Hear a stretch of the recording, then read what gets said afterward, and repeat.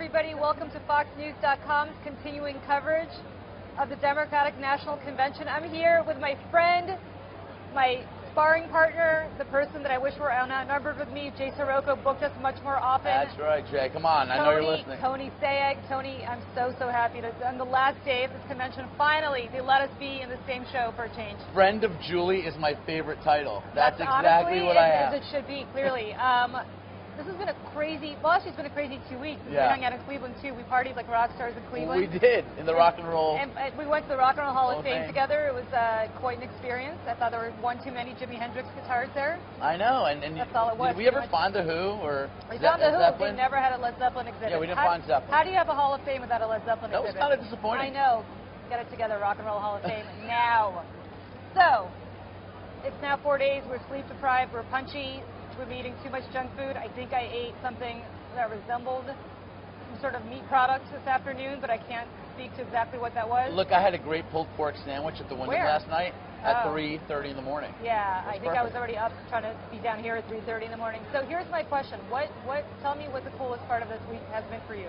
Look, I will say, regardless of your party affiliation, it's really cool, especially as a political analyst, to get to hear in the same arena a speech from Bill Clinton, Joe Biden, Barack Obama, all extraordinarily talented political orators. Do I agree with the content? Not necessarily, but I definitely appreciate the moment. Look, I was a child of the 90s, at least politically, in the regard that I went to GW during 7 of the Bill Clinton years, because I went to graduate school there too.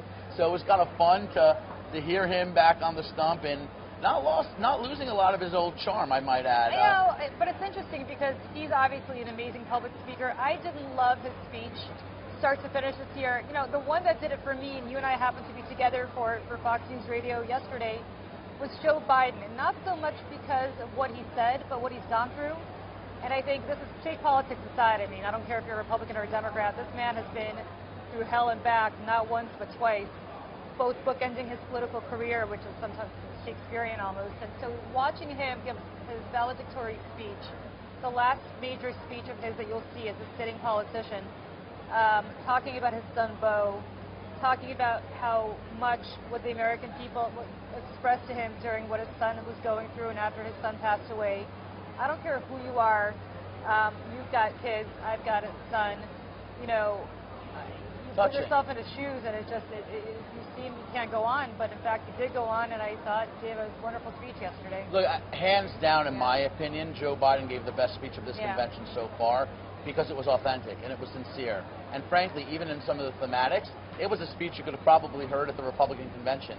Full of patriotism. It was really the first, most patriotic, nationalistic speech of this convention. I agree with you about Bill Clinton. I mean, look, it was charming to hear and it was kind of fun. I don't know if it was as effective as he perhaps would want it to have been. It was panned by even people like Rachel Maddow on the left. The New York Times is a little critical of it. But at the same time, you know, he is a strong orator, and I think he closed strong, trying to make the case for Hillary as an agent of change, a maker of change, and vouching for her capacity as president. But I agree. I thought Biden's life story speaks so much to the character of the man. Look, and we may disagree, but if you look at polls, Hillary's biggest deficits are likability, honesty, and relatability. Joe Biden's greatest assets are likability, honesty, and relatability. No question. So clearly, I think that's what made it so effective as far as the speech last night. So riddle me this, Boy Wonder. Let me ask you this question. I thought the most devastating speech in a sea of devastating Trump attacks yesterday, and I think you and I briefly talked about this over whatever food product we were both eating this afternoon, is... Obviously, we're trying to eat a lot. We're trying to eat a lot. You never know when you're going to have your next meal. No, and like, it's literally, this is like the Hunger Games. It's everybody for themselves, with sleep, with food. Tent cities. Tent city, ooh. You know, this is like, I don't want to say it's like being deployed to a third world country, but it's getting close. I thought the most devastating speech was former New York City Mayor Michael Bloomberg, and I'll tell you why. Does anything piss Donald Trump off more than being criticized as a fake billionaire and a fake businessman by the 8th richest man on the planet?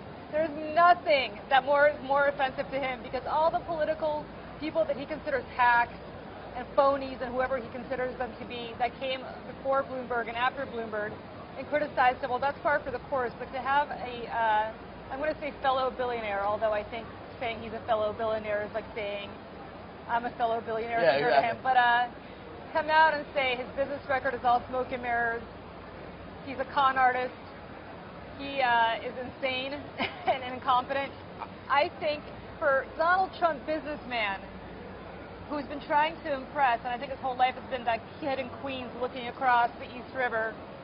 Are you getting your notes out? No, I want to read something to you. Tony's already got his... I'm like, funny you mention all this stuff. Tony's been taking notes since lunch to try to rebut this.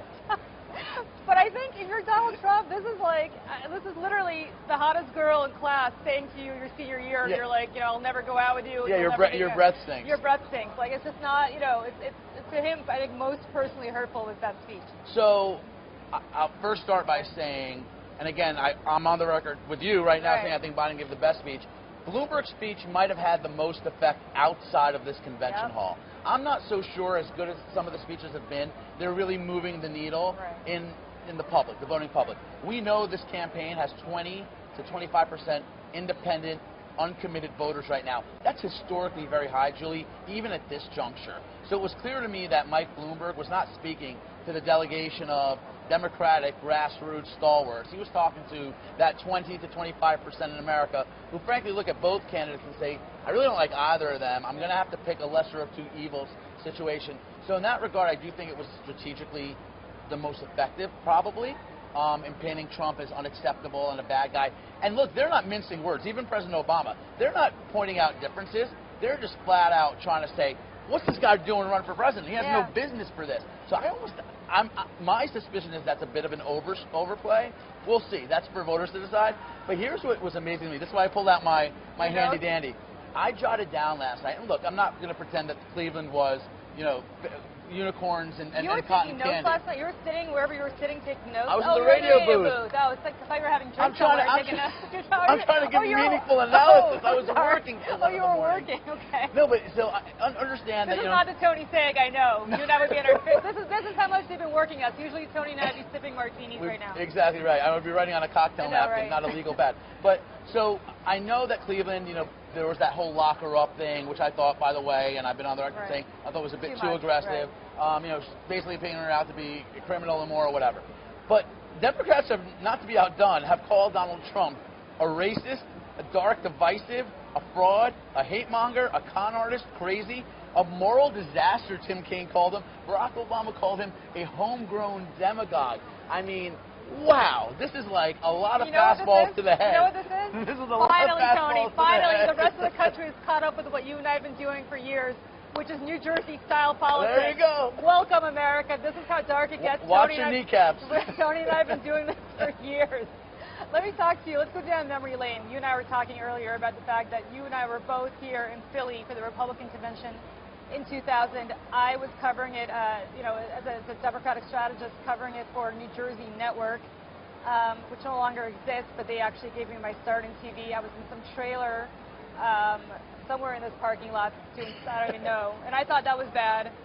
Maybe my memory has gotten a lot fuzzier in the last 16 years. Maybe I was younger and more naive, but oh my God, this logistical nightmare this time seems so much worse than it was in 2000.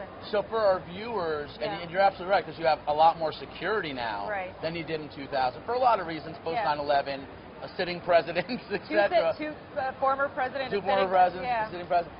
So I get that part, but the real essential problem, and I love Philadelphia, by the way, with having a convention in Philly is where we are down here at the Wells Fargo complex, where all the other sports stadiums are completely detached from Center City, where everything else is. And I've been talking to delegates and people involved who are having the same complaints that we had at the Republican convention in 2000, which is it's like a tale of two conventions.